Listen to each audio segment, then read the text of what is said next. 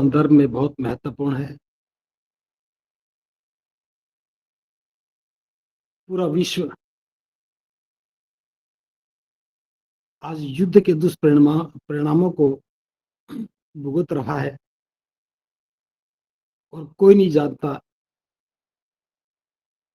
कि ये युद्ध जो इराक, ईरान और अमेरिका के बीच में चल रहा है, इसका क्या परिणाम होगा। जब भी कोई युद्ध लड़ा जाता है, उसके पीछे एक ही आधार होता है कि हम न्याय के लिए लड़ रहे हैं। न्याय का नाम लेकर के जो युद्ध लड़ा जाता है,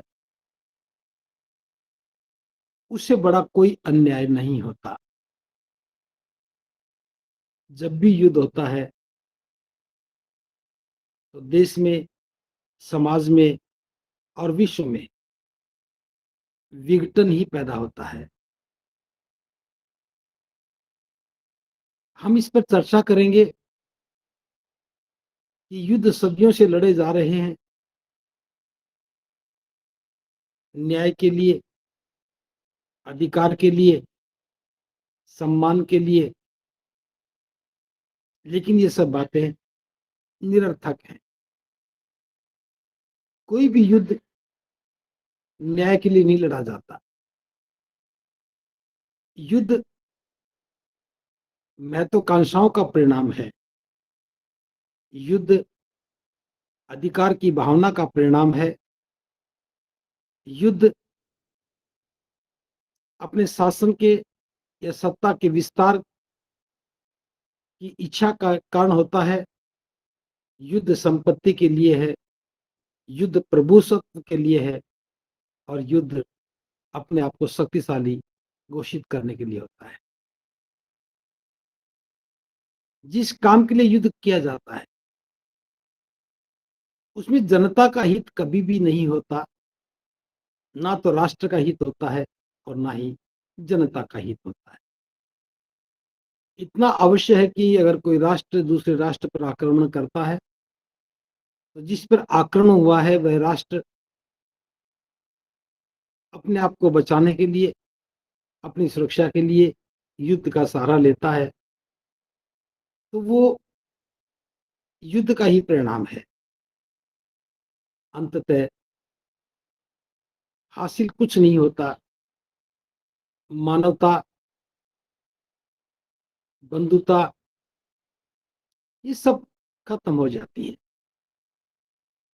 तो आज का विषय क्योंकि हमारे सीधे जीवन से जुड़ा है, जीवन की बातों से जुड़ा है, तो हम जानने की कोशिश करेंगे कि युद्ध क्यों होते हैं और इसका दुष्प्रभाव और परिणाम कैसे मानवता को प्रभावित करता है। जैसे जब भी हम कभी देश की बात करते हैं, समाज की बात करते हैं या विश्व की बात करते हैं, सारा विश्व अनेकों राष्ट्रों को मिलकर के बना है। एक राष्ट्र अनेकों राज्यों को मिलकर के बनता है और कोई भी राज्य वहां की जनता से मिलकर के बनता है और लोग जहां रहते हैं उस समूह को हम समाज कहते हैं। तो देश की जो सबसे छोटी इकाई है वो मनुष्य है और मनुष्य जहां भी रहता है, एक से अधिक जहां भी मनुष्य रहते हैं, उन दोनों के बीच का जो संबंध है, उन दोनों के बीच की संबंधों की जो भावना है, वो व्यक्ति को व्यक्ति से जोड़ती है। और जब अनेकों व्यक्ति उस भावना से जुड़ते हैं तब समाज का निर्माण होता है। महाकारुणिक बुद्ध ने समाज के निर्माण की व्यवस्था में एक सूत्र दिया कि समाज समता के आधार पर हो, यानी कि प्रत्येक व्यक्ति के बीच में समानता का भाव हो, बंधुता की भावना हो। बंधुता का अर्थ है भाईचारे की भावना, यानी कि जैसा हम अपने लिए सोचते हैं ऐसा ही हम अपने पड़ोसी के लिए सोचें। तो ये बंधुता की भावना है, भाईचारे का भाव है। और ये जो संबंध है ये करुणा के आधार पर होना चाहिए। इसका तात्पर्य यह है कि अगर कोई व्यक्ति दुखी है, पीड़ित है, संकट में है, तो दूसरे व्यक्ति को चाहिए कि वह उसकी पीड़ा को दूर करने के लिए सहयोग करे, उसकी सहायता करे, उसकी सेवा करे।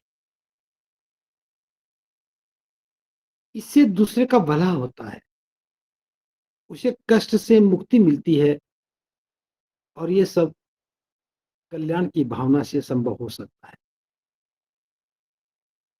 तो समाज के निर्माण के लिए बंधुता का आधार है। बंधुता में दो शब्द निहित हैं, एक समता का भाव और दूसरा करुणा का व्यवहार। जब हम समता की बात करते हैं तो स्वाभाविक रूप से समाज में एक समानता की बात पैदा होती है कि सभी व्यक्ति समान हैं, सभी मनुष्य समान हैं, कोई छोटा बड़ा नहीं है। और जहां भी समानता की बात होती है, समता की बात होती है, वहां स्वतंत्रता और न्याय स्वतः ही अपना स्थान प्राप्त कर लेते हैं। जहां भी असमानता होगी वहां सबसे पहले स्वतंत्रता खंडित होती है, और जहां असमानता रहती है वहां न्याय कभी भी नहीं मिल पाता है। तो बंधुता की भावना के लिए समता, समता के साथ स्वतंत्रता और न्याय का होना नितांत आवश्यक है। समता के साथ जब करुणा होती है, मैंने अभी बताया कि करुणा सहयोग और सहायता ही है। जब कोई व्यक्ति कल्याण की भावना के साथ किसी दूसरे व्यक्ति की सहायता करता है, उसका सहयोग करता है, तो इससे एक मित्रता का भाव पैदा होता है, सुरक्षा की भावना पैदा होती है। ये मित्रता का भाव, सुरक्षा की भावना, यही करुणा है। इसका विस्तार मैत्री बन जाता है। तो जब हम समाज की संरचना को देखते हैं तो समाज का आधार समता है, समता में बंधुता निहित है, और बंधुता में कल्याण की भावना है। जब ये तीनों चीजें जुड़ती हैं तो स्वतंत्रता और न्याय का सिद्धांत साथ खड़ा होता है और एक मजबूत समाज का निर्माण करता है। इसी भाव या भावना के व्यापक स्वरूप को जब हम राष्ट्र के रूप में देखते हैं तो ये राष्ट्र व्यापी जो स्वभाव या भाव बनता है, ये पूरे राष्ट्र को एक साथ जोड़ने का काम करता है। थोड़ी कल्पना को और आगे लेके जाएं, अगर सभी राष्ट्र के लोग इसी मनोविज्ञान के साथ, इसी मनोभाव के साथ एक दूसरे को देखने लगे तो फिर विश्व भाईचारा स्थापित हो जाता है। और विश्व का भाईचारा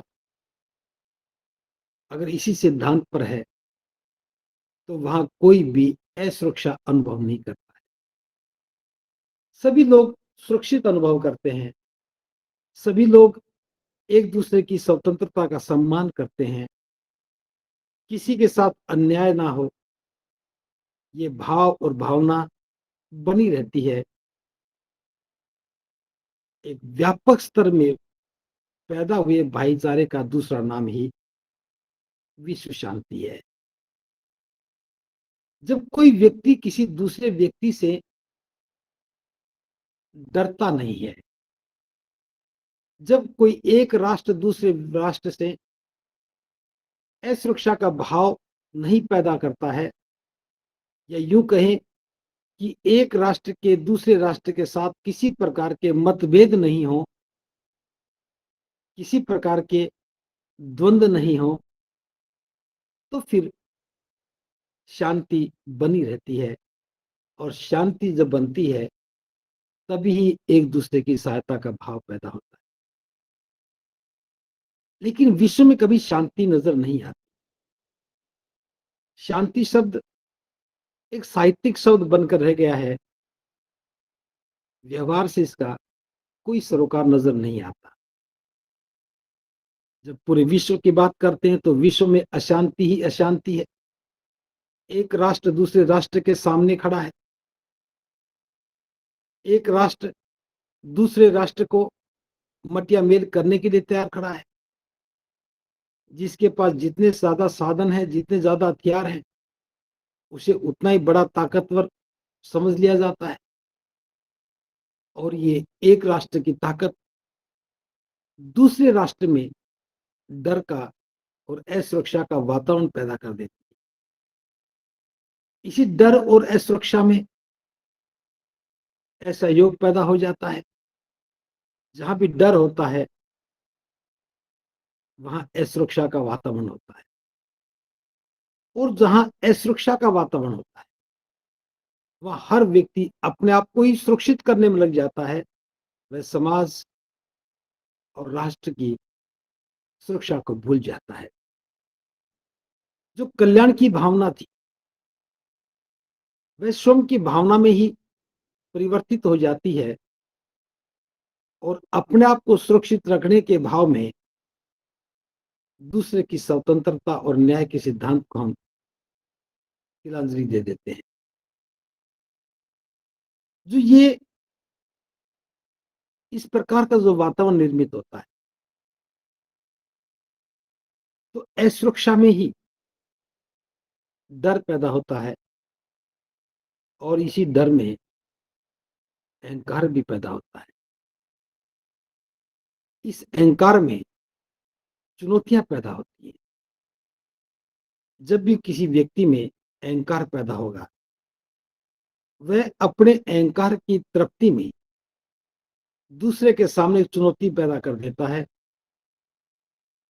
कोई कहता है कि मैं किसी से कम नहीं, ये कहकर के वो दूसरे का तिरस्कार करता है, सामने वाले का तिरस्कार करता है। और इस सब में मैं शक्तिशाली हूं, ये भाव व्यक्ति को जुल्म और शोषण करने के लिए प्रेरित करता है। ये छोटा सा मनोविज्ञान परिवार में भी मिलता है, समाज में भी मिलता है, राष्ट्र में भी मिलता है, और दो राष्ट्रों के बीच में भी मिलता है। ये तीनों बातें, चाहे अहंकार की हो, या अपने आप को शक्तिशाली मानने की हो, या प्रतिस्पर्धा की बात हो,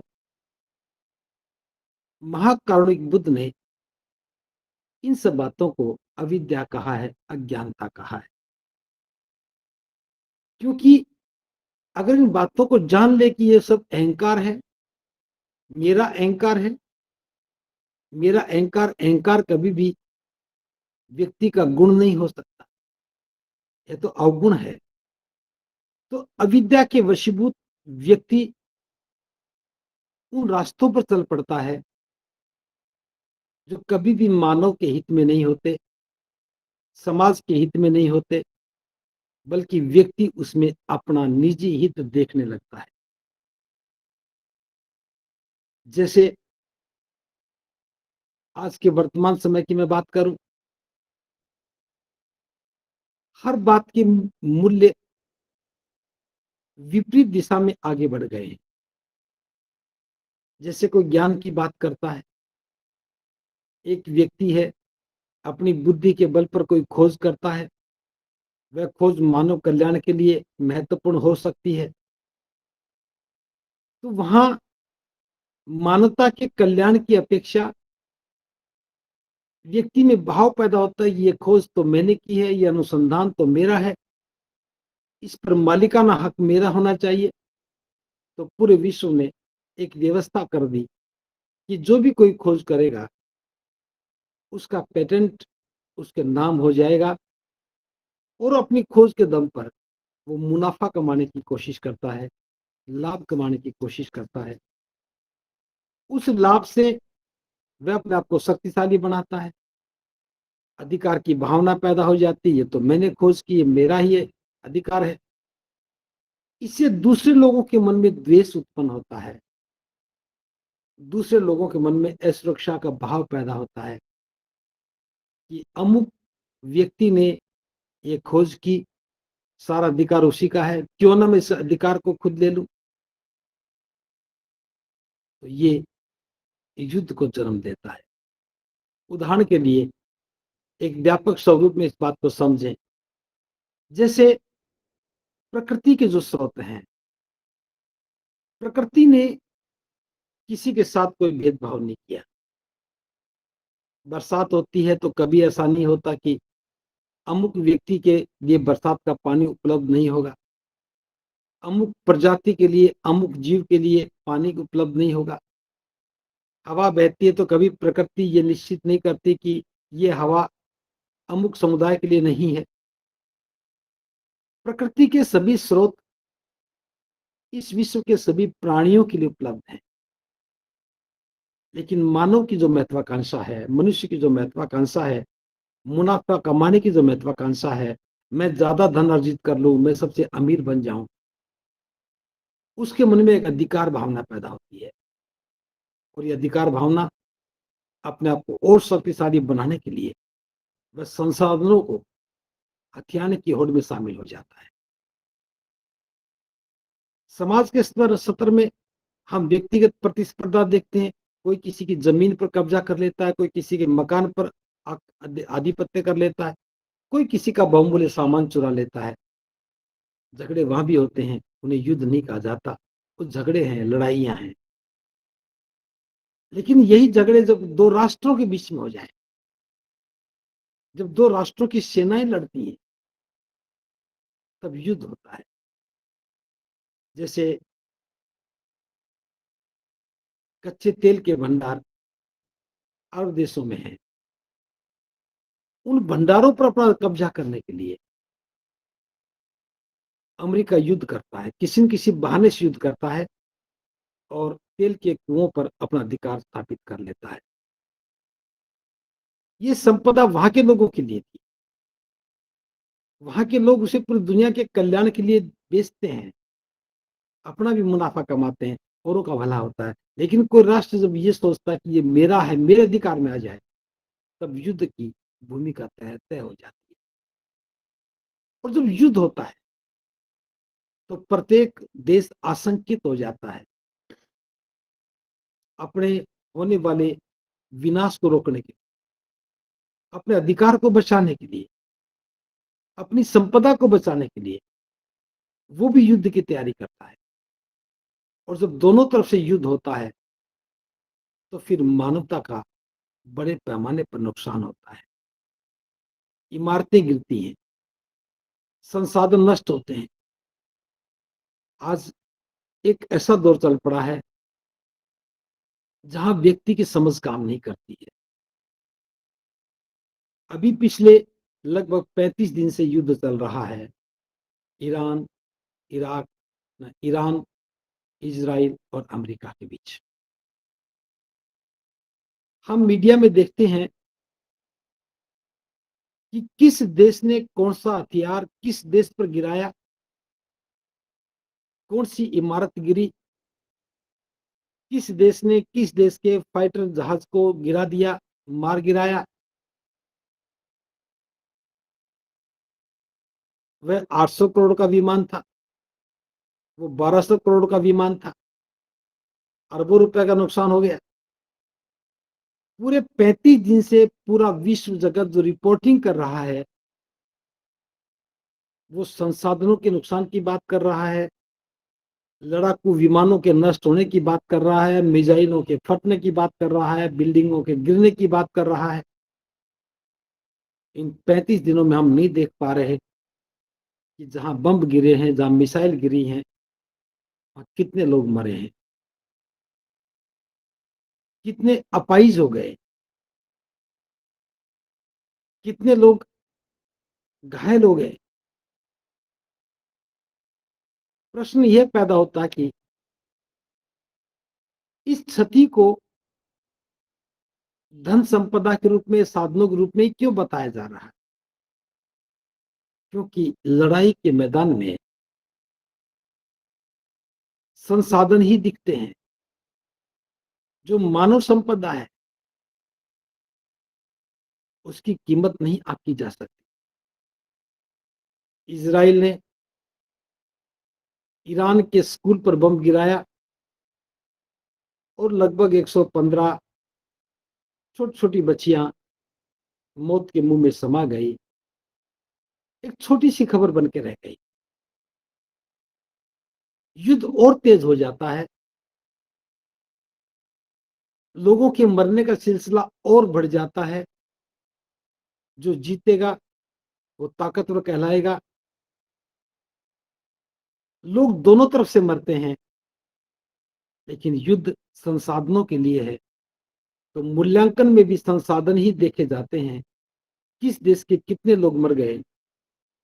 एक देश दूसरे देश के सैनिकों को मार रहा है, सैनिक भी मनुष्य है, वो दूसरे देश के सैनिकों को मार रहा है, वो भी मनुष्य है। उनके पीछे भी परिवार है, उनके पीछे भी जिम्मेदारियां हैं। लेकिन संसाधनों की दौड़ में जब मानवता को कुचला जाता है तो वहां करुणा खत्म हो जाती है।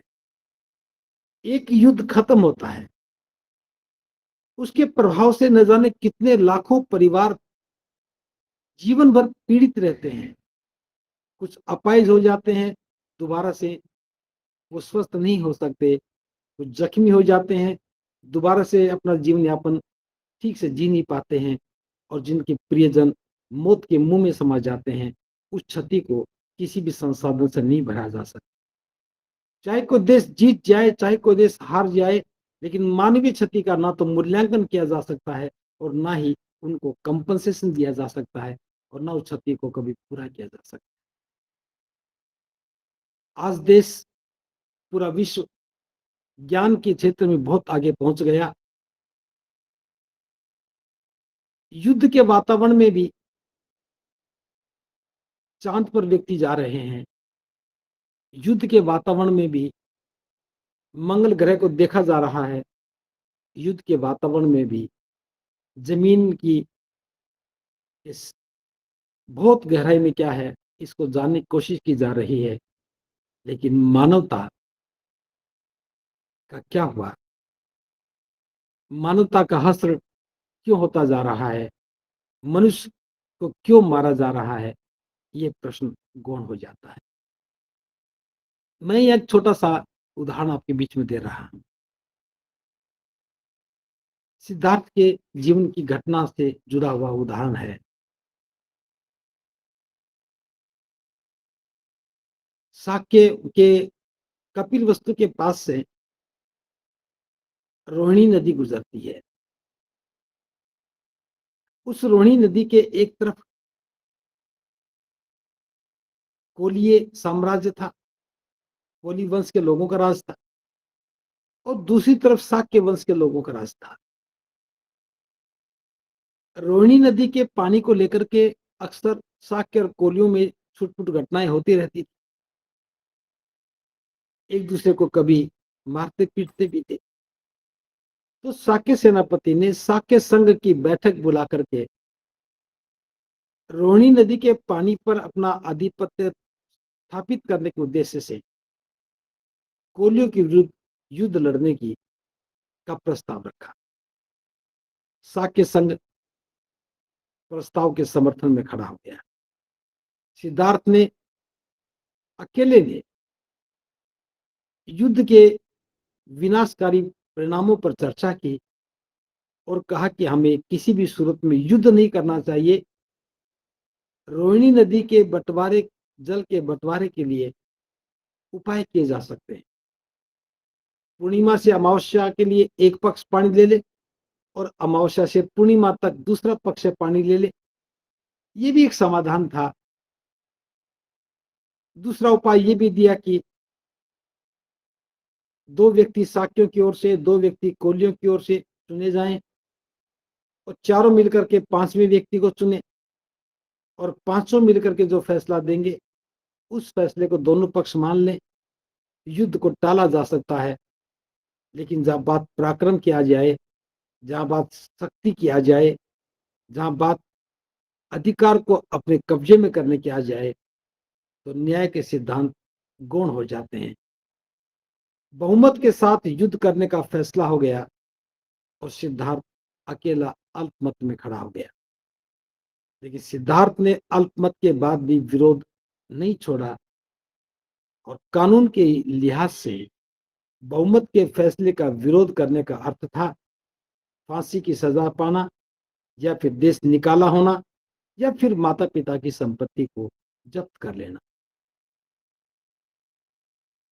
सिद्धार्थ इस खतरे को जानते हुए भी, और ये जानते हुए कि फैसला बहुमत का है, मेरा विरोध कोई मायने नहीं रखता है, बहुमत के सामने सच्चाई चुप जाती है, चुप हो जाती है, अच्छे और नेक लोग चुप हो जाते हैं। ऐसा ही उस समय हुआ। लेकिन सिद्धार्थ ने कहा कि मुझे सजा मंजूर है, लेकिन युद्ध लड़ना मंजूर नहीं। तो युद्ध या बहुमत के फैसले का विरोध करने के परिणाम स्वरूप सिद्धार्थ को कहा गया, तुम तीनों सजा में से किसी एक को चुनो। तो सिद्धार्थ ने कहा कि फांसी पर जाने का कोई अर्थ नहीं होता। माता पिता की संपत्ति छीन जाएगी, उससे उनको पीड़ा होगी। तो देश निकाला मैं स्वीकार करता हूं, और मैं स्वेच्छा से ही इस राज्य को छोड़ना स्वीकार करता हूं। सिद्धार्थ ने राज्य छोड़ना स्वीकार कर लिया, लेकिन युद्ध को स्वीकार नहीं किया। ऋषि भारद्वाज के आश्रम में जाकर के पवज्जा ली, और पवज्जा के बाद जब निकले तो हजारों लोग सिद्धार्थ के पीछे पीछे चल पड़े। सिद्धार्थ ने रुक करके कहा कि मैं अपने मंजिल की ओर जा रहा हूं, देश निकाला मैंने स्वीकार किया है, आप लौट जाओ। लेकिन लोगों ने उनकी अपील को नहीं सुना, और पीछे पीछे चलते रहे। काफी दूर जाने के बाद सिद्धार्थ फिर रुके, और संबोधित होते हुए करते हुए कहा कि मैं जानता हूं कि मैं युद्ध को रोकने में सफल नहीं हो सका। आप सब लोग मुझसे प्रेम करते हैं, मुझे खोना नहीं चाहते हैं, छोड़ना नहीं चाहते हैं। चूंकि मैं अपने संकल्प के साथ बंधा हूं, कानून की व्यवस्था के साथ बंधा हूं, इसलिए मुझे देश निकाला मैंने स्वीकार किया, वो जाना ही है। आप वापस लौट जाओ, मेरे पीछे मत आओ। लेकिन लोग नहीं माने। तब सिद्धार्थ ने कहा, अगर आप मुझसे प्रेम करते हो तो मेरी बात को ध्यान से सुनो। शाक्य संघ ने बहुमत के आधार पर फैसला लिया, मैं अल्पमत में था, मेरा विरोध कोई मायने नहीं रखता था। अगर आप मुझसे प्रेम करते हैं तो जाओ और राज्य में जनमत पैदा करो, इस युद्ध के विरुद्ध जनमत तैयार करो। अगर जनमत होगा तो फिर बहुमत का फैसला भी पलटा जा सकेगा। मैं नहीं चाहता कि शाक्य और कोलियों के बीच में किसी प्रकार का युद्ध हो। पानी पर तो अधिकार पाया जा सकता है, लेकिन जो जिंदगियां नष्ट होंगी उस क्षति को कोई पूरा नहीं कर सकेगा। सिद्धार्थ कहते हैं युद्ध किसी समस्या का समाधान नहीं है। एक युद्ध खत्म होता तो दूसरे युद्ध की बुनियाद शुरू हो जाती है। जो व्यक्ति हार जाता है वो जीते हुए से द्वेष करता है, और दोबारा से उसको हराने के लिए अपनी शक्ति एकत्रित करना शुरू कर देता है। और जो जीत जाता है वो हारे हुए पर जुल्म करता है। सिद्धार्थ की बातों को सुनकर के लोग वहां से वापस हो लिए। घर घर चर्चा होने लगी, गली गली चर्चा होने लगी, पूरे नगर में चर्चा फैल गई। नगर की चर्चा मंत्रियों तक गई और मंत्रियों से राजा तक भी गई, राजा से सेनापति तक भी गई और सेनापति को जनमत के सामने कुछ दिनों के लिए युद्ध को टालने का निर्णय लेना पड़ा और युद्ध एक बार टला नहीं कि वो हमेशा के लिए टल गया। मैं ये चीज बता रहा हूं, जिन सरकारों के पास बहुमत होता है वो बहुमत के बल पर गलत निर्णय भी लेते हैं, लेकिन सिद्धार्थ ने सिद्ध करके बताया कि अगर युद्ध की विभीषिका से बचना है, युद्ध के दुष्परिणामों से बचना है, तो शांति के पक्ष में, कल्याण की भावना के साथ, करुणा के व्यवहार के साथ हमें जनमत तैयार करना चाहिए। जनमत के आगे बहुमत के निर्णय बदल जाते हैं। आज हम देख रहे हैं कि कुछ देशों की मनमानी के कारण पूरा विश्व अनेकों प्रकार की कठिनाई से जूझ रहा है। जैसे भारत में एलपीजी की किल्लत, पेट्रोल और डीजल के किल्लत होने की अफवाहें फैल रही हैं। हर व्यक्ति आशंकित हो रहा है, महंगाई बढ़ रही है। पूरी दुनिया में पेट्रोल, डीजल और गैस की का भारी संकट खड़ा हो गया है। युद्ध में संसाधन उजाड़े जा रहे हैं, नष्ट किए जा रहे हैं और पूरे विश्व पर इसका दुष्प्रभाव पड़ रहा है, क्योंकि आज का ज्ञान अहंकार पैदा कर रहा है, साधन इकट्ठा करने का भाव पैदा कर रहा है, स्वतंत्रता और न्याय की अवधारणा को कुचल रहा है।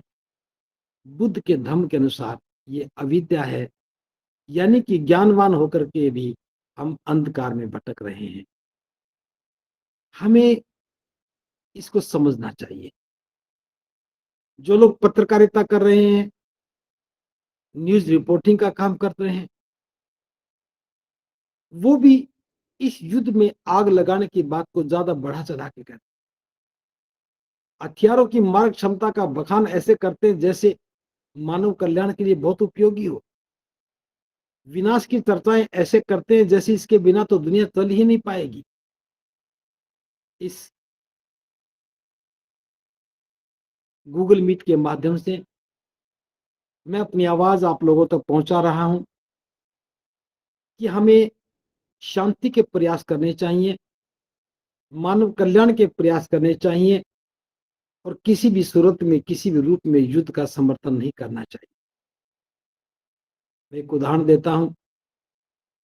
आज जब कोई देश लड़ता है, गोले बारूद के साथ, मिसाइलों के साथ आक्रमण होता है, उसमें भी आग लगती है, मकान गिर जाते हैं, उसमें रहने वाले लोग मारे जाते हैं और मीडिया में सुर्खियां बनती हैं। समाचार एजेंसियां कैमरा लेकर के खड़ी हो जाती हैं और अपनी काबिलियत को सिद्ध करने के लिए उस मारक क्षमता का गुणगान, होने वाली क्षति रुपयों में बता करके अपनी विद्वता सिद्ध करते हैं। आज से अगर मैं 40-50 साल पीछे जाकर के बात करूं, उस समय गांव में अधिकांश मकान कच्चे होते थे, उनकी छत घास फूस या सरकंडों से बनी होती थी। किसी न किसी कारण से कभी न कभी आग लग जाती थी।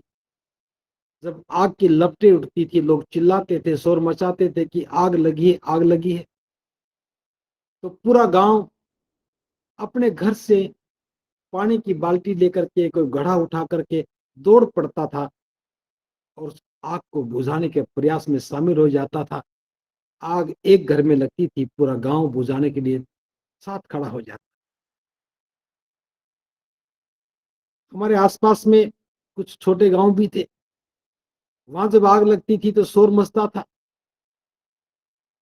तो हमारे गांव से भी लोग पानी लेकर के, बाल्टी लेकर के, घड़े लेकर के दौड़ पड़ते थे और आग बुझाने के प्रयास में शामिल हो जाते थे। ये भावना जो थी, इसमें करुणा थी। आग लगी है, कोई जनहानि ना हो जाए। आग लगी है, कभी प्रलय ना हो जाए। आग लगी है, कभी ज्यादा घर ना नष्ट हो जाए। इसलिए आग बुझाने का प्रयास सभी को मिल करके करना है। ये करुणा थी, ये सहयोग था, ये सहायता का भाव था। इसी से मानवता जिंदा थी। और आज आग लगाई जाती है, आग का गुणगान किया जाता है, आग का बखान किया जाता है, और मानवता चिल्लाती है, रहम की भीख मांगती है। लेकिन युद्ध के शोर में, वायुयानों की गड़गड़ाहट में, बम के धमाकों में शांति और करुणा दोनों ही समाप्त हो जाती है। आज पूरा विश्व बुद्ध की ओर देख रहा है। हमने ज्ञान पर बड़ी चर्चाएं की, हमने ज्ञान के आधार पर डिग्रियां तो ली, लेकिन मानवता को नहीं बचा पा रहे हैं। जितना जितना व्यक्ति शिक्षित होता जा रहा है, उतना ही असुरक्षा का वातावरण बन गया है।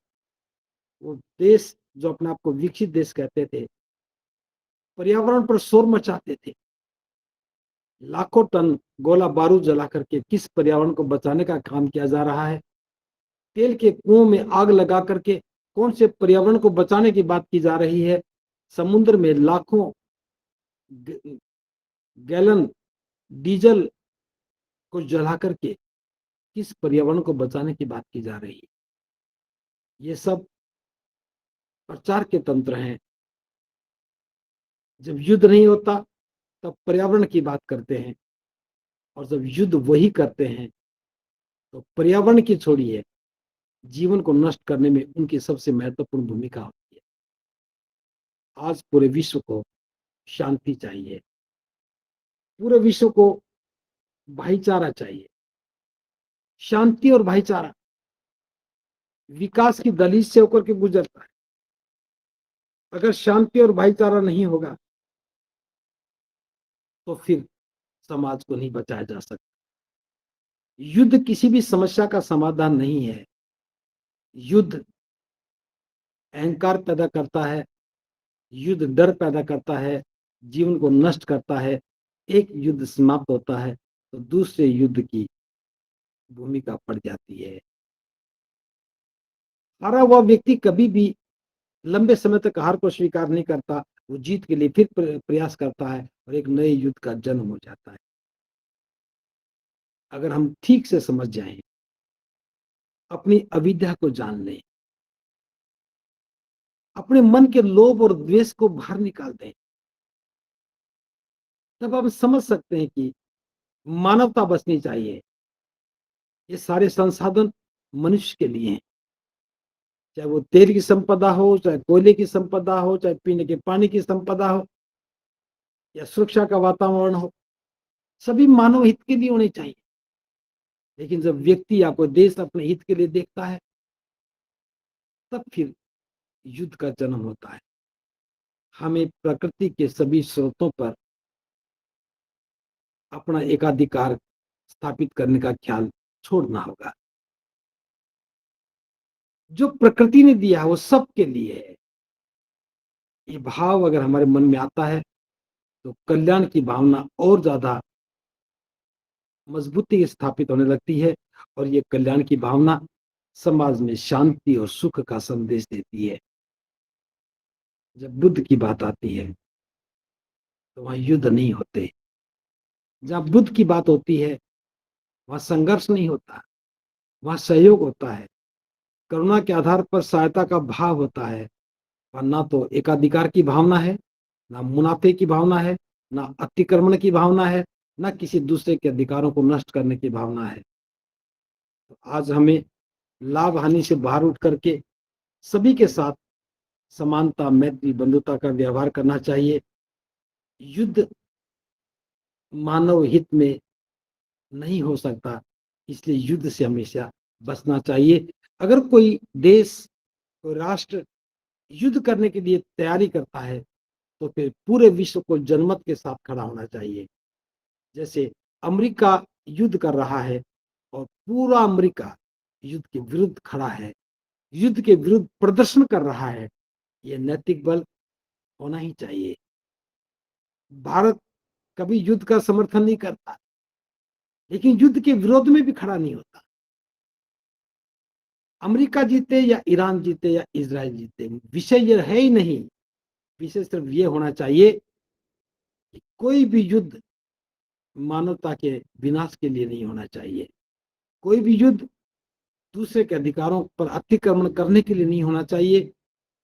युद्ध करना है तो अज्ञानता के विरुद्ध लड़ा जाना चाहिए। युद्ध करना है तो फिर अपने लोभ और द्वेष के विरुद्ध होना चाहिए। युद्ध करना है तो फिर दानवीय प्रवृत्ति के विरुद्ध होना चाहिए। लेकिन वर्तमान में जो युद्ध लड़े जा रहे हैं ये विनाशकारी हैं। इनसे शांति और सुरक्षा की भावना नष्ट होती है। इसलिए मैं आज इस गूगल मीट के माध्यम से आप सबसे अपील कर रहा हूं कि हम सबको मिलकर के शांति का प्रयास करना चाहिए, विश्व शांति का प्रयास करना चाहिए। और वो जब ही होगा जब हमारे मन में करुणा की भावना होगी, दूसरों के प्रति सहयोग की भावना होगी, कल्याण की भावना होगी। केवल बुद्ध का मार्ग ही करुणा और मैत्री के साथ मानव को मानव से जोड़ने का काम कर सकता है। केवल बुद्ध का सिद्धांत ही विश्व को युद्ध से बचा सकता है।